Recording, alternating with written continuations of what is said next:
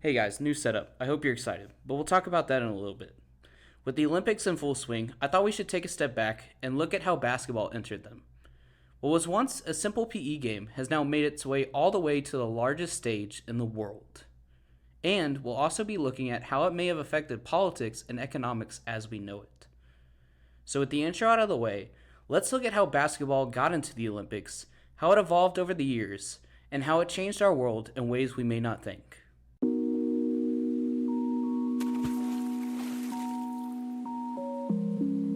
Previously.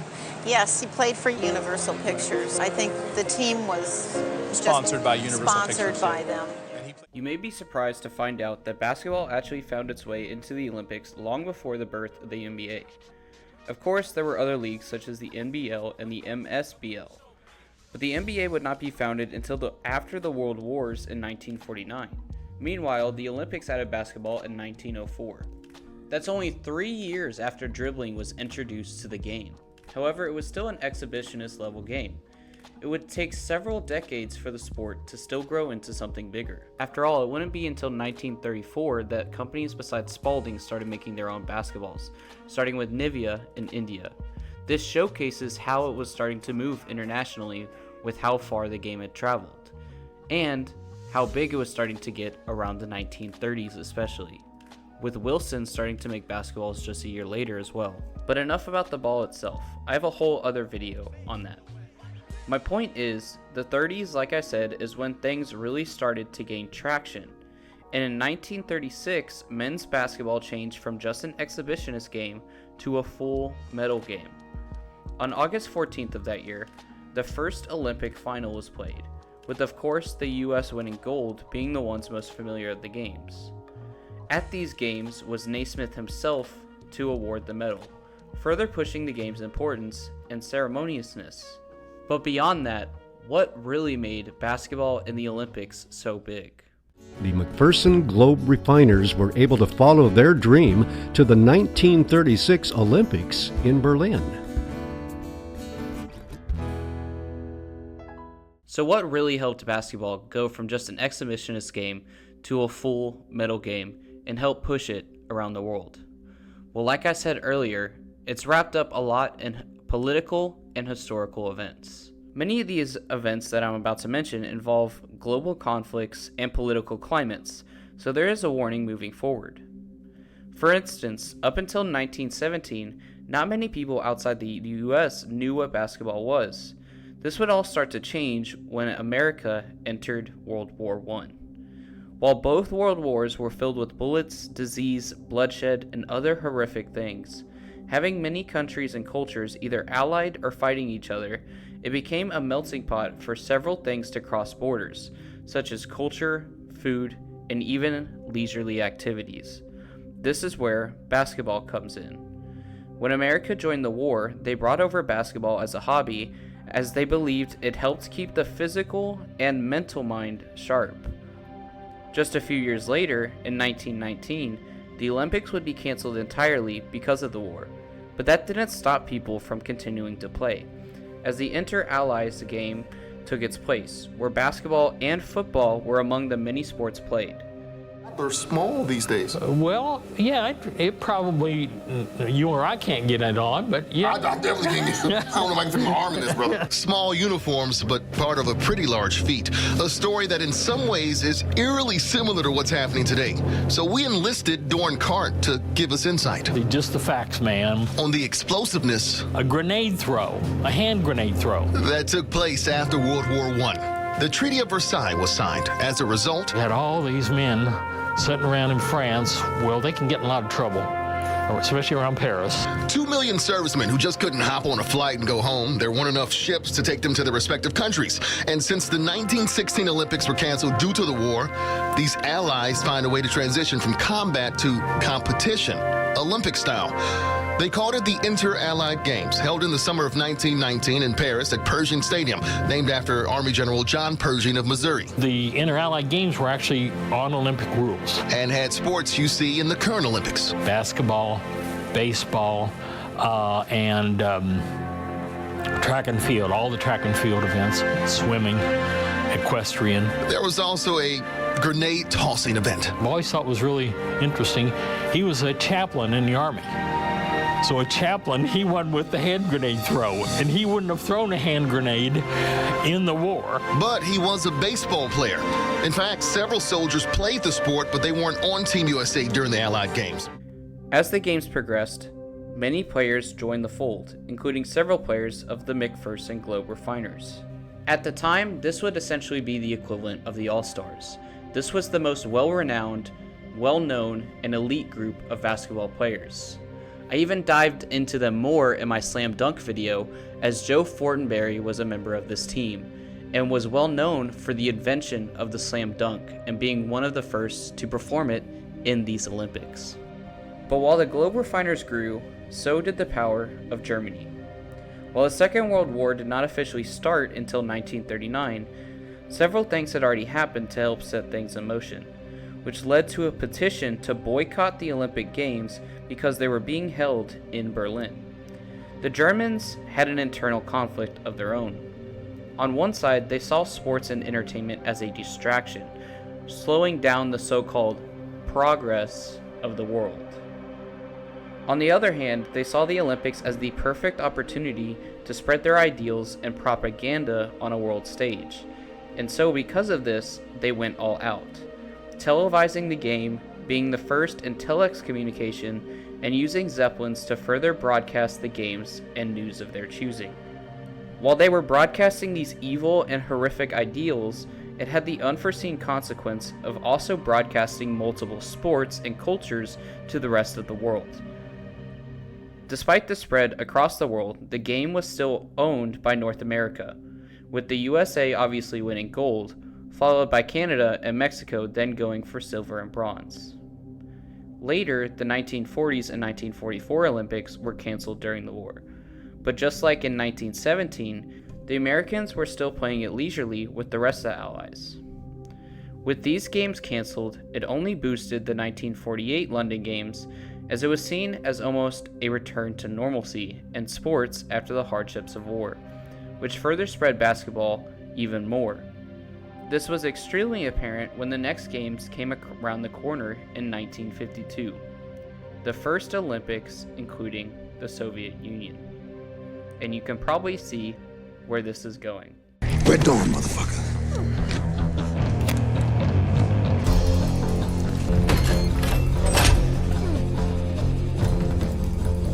Rocky IV, motherfucker. While America dominated basketball in the Western world, the Soviets were moving to dominate it in the Eastern world and even further internationally. The Olympic official page even describes themselves saying, "This period also saw the rise of the Soviet Union as a force in the international basketball scene. The Soviets have made their presence felt at the continental stage by winning the biennial European Basketball Championships 10 times from 1951 to 1971, and the FIBA World Championships in 1972. And when the 1972 Munich Olympics came around, their sole focus was to capture the only missing title from their cabinet, an Olympic gold in basketball." And don't worry, we're gonna get into 1972. As tensions in the Cold War rose, both sides tried to build up strength in not only military and economic power, but also sports and entertainment. This led to many great players playing through the 1950s and 1960s, including Bill Russell, Jerry West, and more. However, at the time, professional players were barred from entering the Olympics. So you may be wondering, well then how is it possible that players like Bill Russell and Jerry West were able to play? Jerry West was drafted in April of 1960, and the Olympics were in August of 1960. So how was he able to play? Well, this comes down to many things in life. Technicalities. While Jerry West and others were technically drafted into the NBA, they still had the possibility to be discarded and not officially join the team. Until the player had signed the contract for a team, they were still not technically a paid professional player. This led to the NBA and owners to intentionally postpone official contract signings until after the Olympic Games had completed during the year. This allowed for drafted rookies to officially keep their amateur status under Olympic rulings, and the trend of US winning gold continued. even if there were a few hiccups in the road, such as Lou Alcindor, now Kareem Abdul-Jabbar, refusing to participate in 1968, and Elvin Hayes signing his contract before the games, therefore losing his eligibility. However, 4 years later in 1972, the United States would lose the gold medal for the first time ever. Like I said, we were going to get into 1972. This is now that time. Well, confusion reigns, but the United States still, they have that 1-point lead, 50-49, as a result of two pressure-packed foul shots by Doug Collins of Illinois State. Now the clock shows 3 seconds. There is time for the Russians to go to their big man, Alexander Belov. They're going to try. Alexander Belov between two American defenders. Back there with him, Jim Ford and McMillan. And the Russian team has robbed Alexander Belov. And this time it is over. First, it was indicated the U.S. had won 49-48. Tensions between Russia and US had actually started to calm at this point with things such as SALT and other treaties. However, the Cold War was still far from over, and this was seen in something as simple as basketball. The Russians played violently, like football players, bashing people into the ground, with Yahoo Sports reporting it was a tightly contested, ugly final, which saw Soviet star Alexander Belov crush Jim Brewer violently, knocking him out of the game during a chaotic first half. Ultimately, this game is remembered for its frantic final minute. Within this final minute, the officiating was chaos, with the clock being reset multiple times and both sides celebrating that they had won multiple times. However, when it was all said and done, Russia had hit a game-winning layup to win by 1 point. Both sides took it about the exact way you would expect, with Russia, the winner, claiming of course that it was a completely fair game, while America deemed that the game was a scandal to this day. The decision is still trying to be overturned with no success even after 50 years. The United States refused to receive their silver medal as they felt they fairly deserved the gold, and so their medals were instead held in a museum to mark this game. Later, all the way in 2012, the team met up for a reunion, and they were offered their silver medals again. Unanimously, they all once again refused, all still holding the belief that they truly won the gold. Nevertheless, the US undefeated gold medal streak had been ended. This 1972 game, honestly, on its own, deserves its own video, and there are many other documentaries and articles that have been written about it, so if you want me to make a video on it, let me know. But I couldn't go into the history of the Olympics and the US in the Olympics without mentioning it, as again, it's a massive story. In the very next Olympic Games in 1976, women's basketball was entered into the league, and they would also take silver behind the USSR once again. The men had something to prove after last Olympics and came back and won gold, and this tension started to take hold of everyday life. Remember that technicality I mentioned with Jerry West? The US was so focused on beating Russia that this exploded in 1980, and the NBA had met with the owners to propose pushing the draft back so that teams would not lose draft rights to players, but everyone could still keep Olympic eligibility. As tensions began to rise, the US boycotted the 1980 games because they were held in Moscow, and later Russia returned the favor in 1984 when the games were held with Los Angeles, with 1982 to 1984 also marking the most tense years of the Cold War. However, with these large superpowers refraining from the games, it also allowed other countries and teams to peer through the cracks and showed that these two were not the only ones interested in basketball, especially while the NBA was also on the rise, which also further pushed it to a peak audience across the globe. This led to players like Oscar Schmidt from Brazil still holding the record for the most points in men's Olympic basketball. Then countries like Yugoslavia, Italy, and Australia started to throw their hat into the ring, and America got its taste of this in 1988 when it fell all the way to the bronze medal, having to face Australia for it, while Yugoslavia went on to face Russia for the gold and silver medal. This was seen as an absolute disgrace. How could America lose to Russia at the game it's known for? And how could this road of gold have this one bronze part in it, even after players like David Robinson played on the team? Well, that was all starting to change in the 90s. To Barcelona. It was only 2 weeks ago that fans here in Portland were rooting for their Western Conference champion Trailblazers against the Chicago Bulls in the NBA Finals. Now they are unified in support of the United States Olympic team, what may well be the best basketball team ever assembled. In 1992, that bronze medal in 1988 seemed to have actually helped, as it made America seem less dominant, less overpowered, and therefore it seemed fair to let everyone play and truly see the best the country has to offer. And so the IOC deemed professionals were finally able to play in the Olympics, opening the floodgates for the United States no longer having to do workarounds with contract signings. This led to one of the most popular teams, the Dream Team. The name was certainly fitting, as it felt like something created in 2K, consisting of Christian Laettner, a Duke prospect, David Robinson, Patrick Ewing, Larry Bird, Scottie Pippen, Michael Jordan, Clyde Drexler, Karl Malone, John Stockton, Charles Barkley, and Magic Johnson. Yeah, it was pretty insane. And it was shown in the point totals, as every single game was an absolute blowout, with the lowest point difference being 38 and the highest being 79. Finally, the US men's went on another hot streak, as they won gold the next 3 Olympics.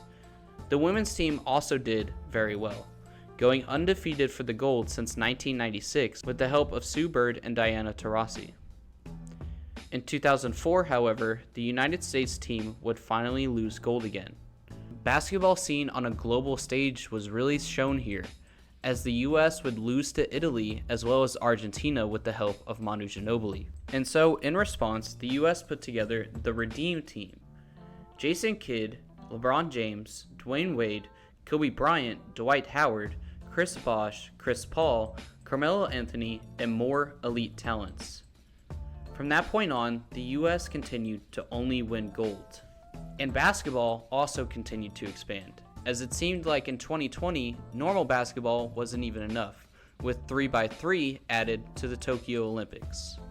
As things continued, the game continued to grow and grow internationally, with the record for international players being broken every single year, as I've mentioned several times in other videos. And then, Noah Lyles went on to become an infamous character, making this proclamation. That hurts me the most is that I have to watch the NBA Finals and they have world champion on their head. World champion of what? The United States? Don't get me wrong. I love the US at times, but that ain't the world. That is not the world. We are the world. We have almost every country out here fighting, thriving, putting on their flag to show that they are represented.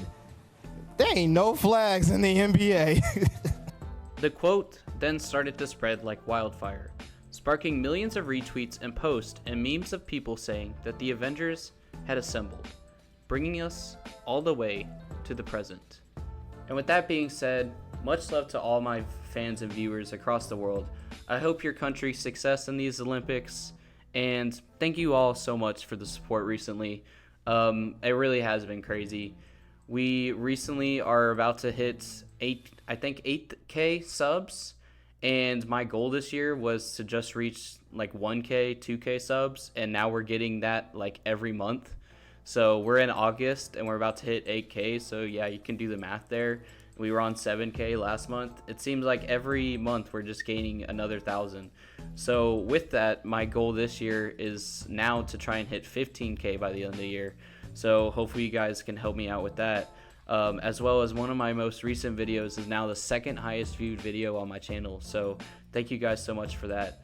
So please like, subscribe, comment down below for the algorithm, share the video around, all that good stuff. I really do appreciate it, as again, it does help me out, it does help the algorithm. and I'll see y'all in the next one. Or you can stick around to see why this setup is new and what you guys think. So I'm going to talk about this in an upcoming podcast episode, but I moved to a new apartment, and so now I have this new setup. I thought it would be kind of cool if I started having more interaction with the camera during videos, not just on the podcast, but also during normal videos as well. So you guys let me know what you think. Sort of just a cool sit down kind of setup. I have all the stuff that was on my bookshelf at the old apartment right here. I got the Spurs blanket to kind of cover the couch because, one, it's a Spurs blanket so it fits, but also because the couch is a weird color because it's a old couch I got from my grandparents, so the colors kind of clash everything around, so I wanted to cover it up a bit. But yeah, one, let me know what you think of the background, and two, just what you think of me showing my face more in videos and having this interaction with you guys.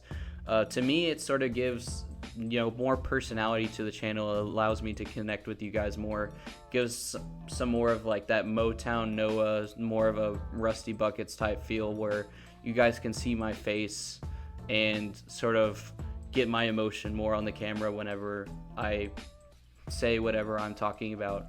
But yeah, enough ranting about that. I hope you guys enjoy the new setup. I hope you guys are excited. And again, let me know what you think of more face cam in these type of scripted videos. So again, thank you all for the support. As I said earlier, I just want to again reiterate that, and I'll see you all in the next one. Peace out, guys.